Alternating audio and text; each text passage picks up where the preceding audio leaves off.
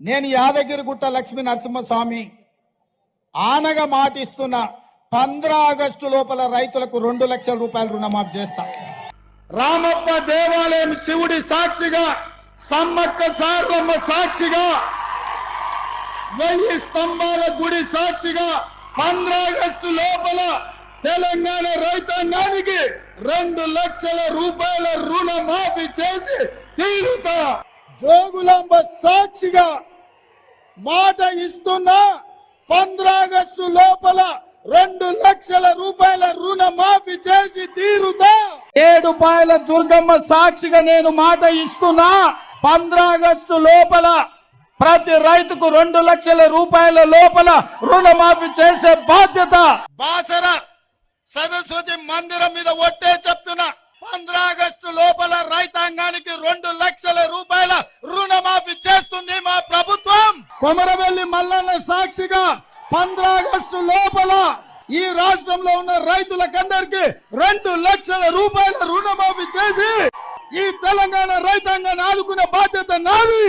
జూబ్లీహిల్స్ లో ఉన్న పెద్దమ్మ సాక్షిగా నేను మీకు మాట ఇస్తున్నా 15 ఆగస్టు లోపల రుణమాఫీ చేసి తీరుతా.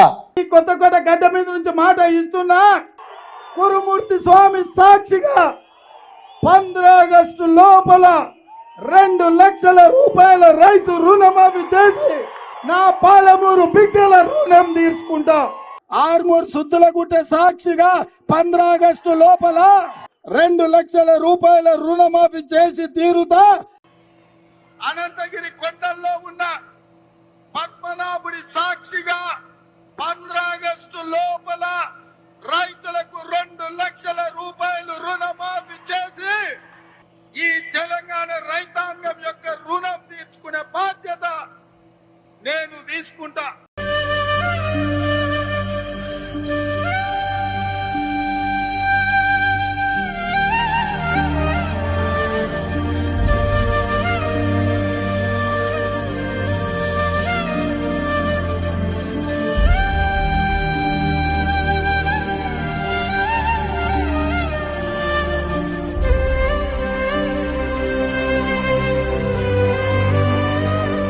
రైతులు తీసుకున్న రుణాలను 2 లక్షల రూపాయల వరకు మాఫీ చేయాలని మా మంత్రివర్గంలో మేము నిర్ణయం తీసుకున్నాము.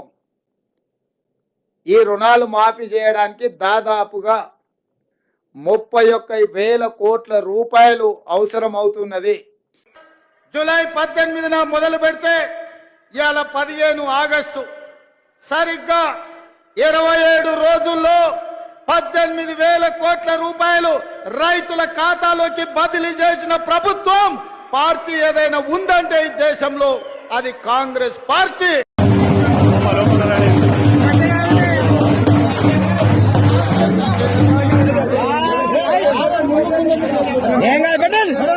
ముందు పెట్టురాట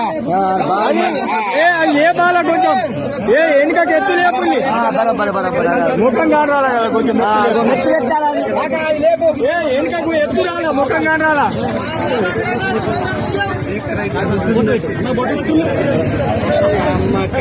కొంచెం అరే రెండంటావు